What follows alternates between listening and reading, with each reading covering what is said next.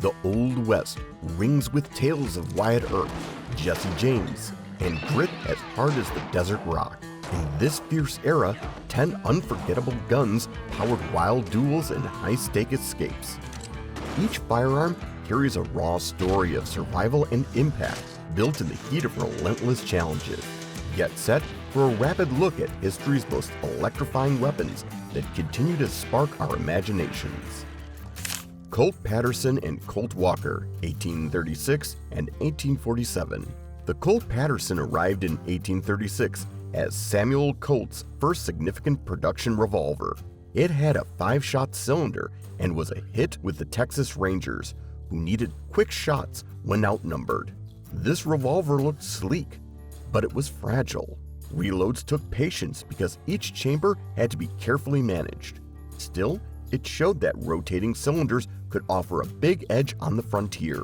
By 1847, Colt joined forces with Captain Samuel Walker to create something tougher.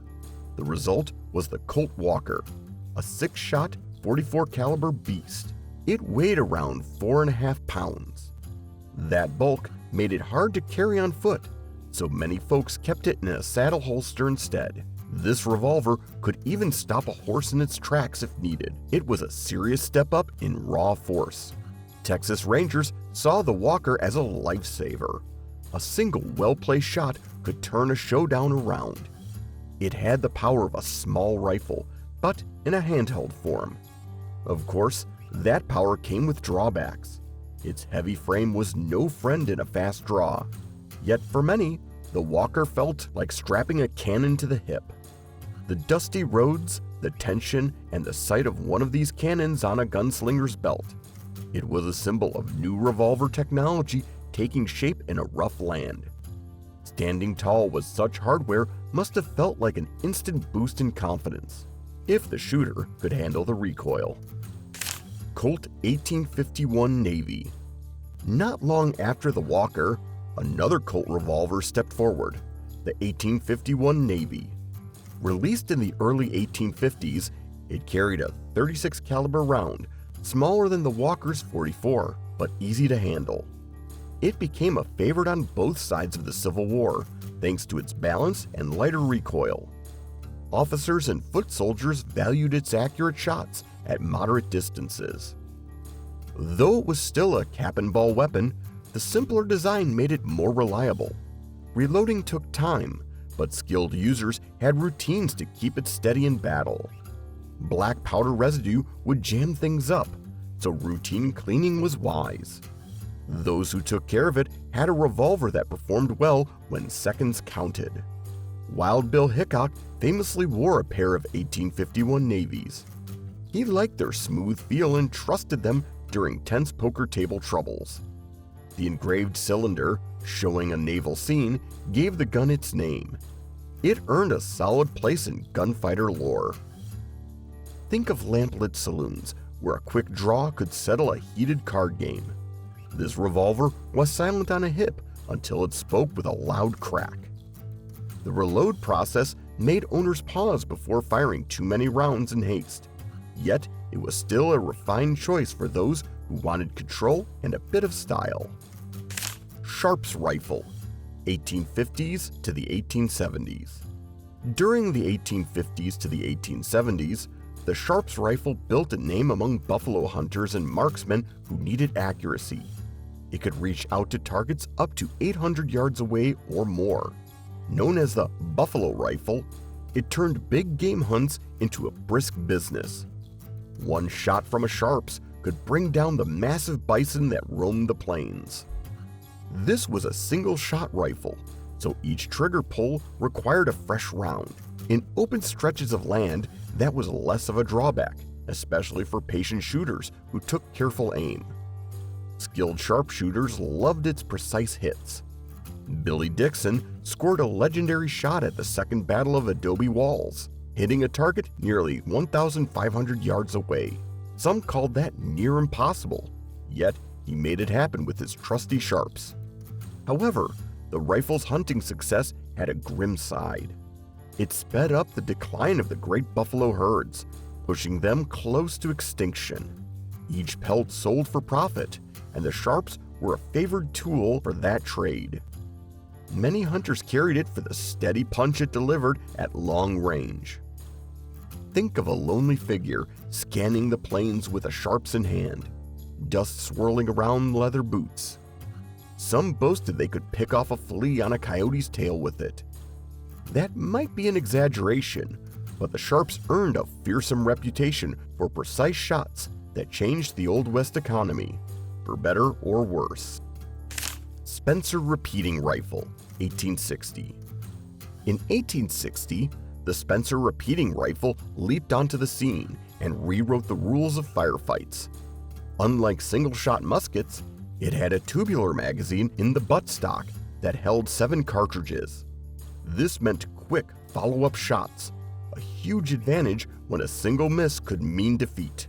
Soldiers carried it into the Civil War, and it found fans among cavalry units for its rate of fire. President Abraham Lincoln was so impressed that he tested it personally at the White House, and then urged Union forces to adopt it more widely. Yet it wasn't perfect. The internal mechanism was more complex and needed careful cleaning. If dirt worked its way inside, jams could occur. On the dusty trails out west, that was a real concern. Still, many frontiersmen, including George Armstrong Custer, depended on the Spencer when traveling through rough territory. Riders who carried it felt unstoppable. They had 7 shots ready before having to reload, which felt like a big upgrade over the older approach of firing once, then scrambling for powder and ball. If a group of scouts galloping across rocky trails, Spencer rifles at the ready. Enemies might have single-shot weapons, but the Spencer holders could unleash a swift volley and keep going. It gave them a fresh sense of control on the frontier. While technology would move forward even more with time, the Spencer left a bold mark as an early step towards modern repeating rifles. Double-barreled shotgun, 1850s to the 1880s. Saloon doors swinging, stagecoaches racing, and ranchers on guard. One weapon that fit all these scenes was the double-barreled shotgun. It came in side-by-side or over-under forms, but side-by-side was the classic Old West style. Each barrel held a single shot, but you could fire them one at a time or both at once. This was the weapon for close-quarters drama. A single pull of the trigger could flood a small area with buckshot. Reloading was slow, though, since each shell had to be manually placed. In a real fight, you needed steady nerves or a good hiding spot if more than 2 shots were needed. Yet for many, that first blast was enough to send bandits running. Stagecoach guards for Wells Fargo often carried these shotguns to protect gold shipments. Doc Holliday also kept one handy for times when a single revolver round might not be enough. The scattergun nickname came from how the pellets spread. While not the best for distance, it was all you needed in a cramped saloon or a narrow hallway. Bar fights could switch from fists to firearms in a heartbeat. The roar of a double-barreled shotgun would stop the chaos fast. Nobody wanted to see those 2 barrels aimed their way. It was a simple, rugged tool that found a home behind many bar or coach seats. Some owners joked that its twin barrels made it twice as persuasive in an argument. Gatling gun, 1862. By 1862, battlefields started to shake under the new Gatling gun. Invented by Richard Gatling, it had multiple rotating barrels and fired up to 200 rounds per minute with a simple hand crank. That was a thunderous rate at the time when many soldiers still used single-shot rifles. The clank of those barrels spinning was enough to send enemies into a panic. This was the first practical machine gun, although it took a team to operate. It needed a constant stream of ammunition and precise coordination. Reloading drums or feed strips was a chore, and the gun's weight made it hard to move around. But once it was set up, few defenses matched its sheer power. Armies tried to figure out tactics for this new threat, and the Old West soon saw it guarding forts, trains, and wagon trains loaded with goods. Some accounts say it saved entire outposts from large raids simply by throwing out a wall of bullets. The U.S. Army held on to the Gatling for decades before switching to more modern designs. It was an icon of an unstoppable force, though it wasn't as common as some might think. The logistics and cost limited its widespread use, turning the frontier into a thunder zone, barrels spinning, shells clattering. One might joke that a Gatling crew was like a traveling band. Lots of noise, but no friendly tune. For those on the receiving end, it was a storm no one wanted to face. Winchester 1866 Yellow Boy. In 1866, the Winchester Yellow Boy rifle took the Henry design and improved it. Named for its shiny brass receiver, this lever-action rifle was easy to spot, even from a distance. It fired rimfire cartridges, which were simpler to load than older muzzle-loading systems. Owners could cycle the lever fast, giving them multiple shots before a reload was needed.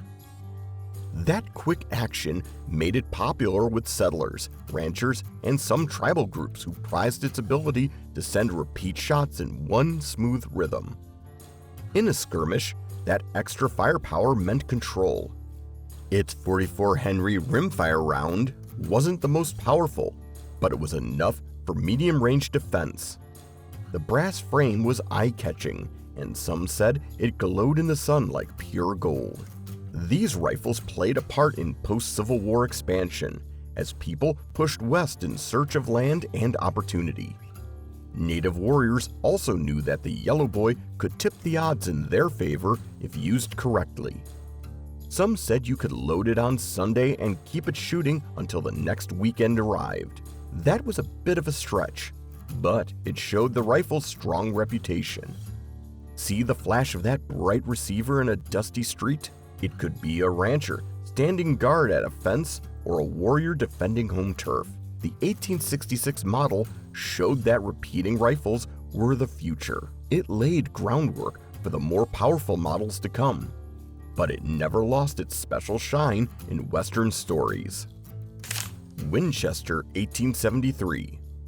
The Winchester 1873 is often called the gun that won the West. Building on the success of the 1866, it switched to centerfire cartridges like the .44-40, which packed more punch. This lever-action masterpiece had a stronger steel frame, allowing it to handle bigger loads. Cowboys, lawmen, and outlaws lined up to get one. It fit well in a saddle scabbard and offered a decent rate of fire. However, the tubular magazine under the barrel could dent if struck, sometimes causing feed issues. Owners had to watch for that, but those minor flaws didn't stop it from becoming a legend. Over 720,000 rifles were made by the early 1900s, a huge number for the era. Buffalo Bill Cody carried one, and countless ranchers used them to guard livestock or fend off rustlers. It was a standard tool across the frontier. Campfire stories often mention a Winchester slung over someone's shoulder, ready for any trouble that might arise in the darkness. Gold miners, gamblers, and travelers often felt safer with one close by. It had a strong mix of reliability, quick shots, and easy handling.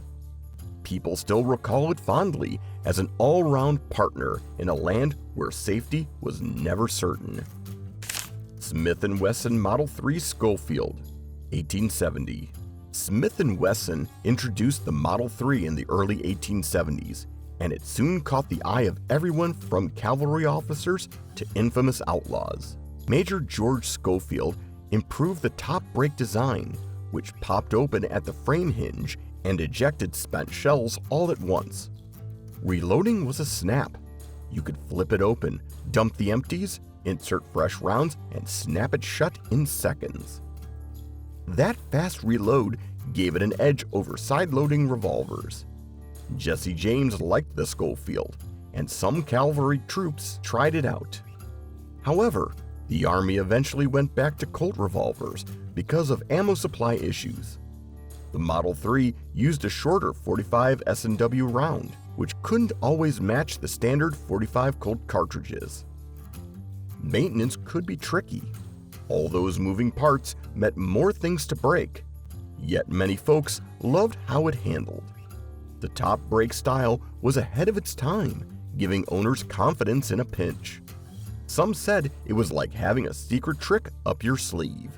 Think of a high noon face-off. Someone pops open their Schofield, dumps shells with a flick of the wrist, and is ready to fire again. That was a showy move that could impress or intimidate. It was like fast food convenience in revolver form. Though overshadowed by Colt in the long run, the Schofield remains a classic that still draws admiration from collectors and Western fans. Colt Single Action Army, Peacemaker 1873, and Remington Model 1875. Rounding out the list are two revolvers that shaped late 1800s gun culture. The Colt Single Action Army, known as the Peacemaker, arrived in 1873 with a 45 Colt chambering. It was straightforward, strong, and well-balanced. Many lawmen, outlaws, and ranchers carried one. Wyatt Earp and Bat Matterson are linked to it. The design stayed in production off and on for over a century, proving its popularity. On the other side stood the Remington Model 1875. It had a solid frame and was available in 44 Remington or 45 Colt. While it rivaled Colt in quality, Colt's marketing power gave the Peacemaker a bigger share of the spotlight. Frank James liked the Remington, but most folks wanted what little engines used. That star power counted for a lot when picking a sidearm. The Peacemaker was easy to maintain. It had fewer moving parts than some competitors, so dust and grime were less of a hassle. The Remington 1875 was also sturdy, yet it never reached the same sales figures. Some said it shot just as true, but brand loyalty often led buyers to Colt. One gunslinger grips a Peacemaker, the other cocks a Remington. Both were lethal in the right hands. People still argue about which was cooler. The truth is, either could put the fear of fate into anyone. They carried the spirit of the West, hardy, direct, and never short on grit. Keep that spirit going. Share your thoughts below and subscribe now for more videos like these to feed your passion.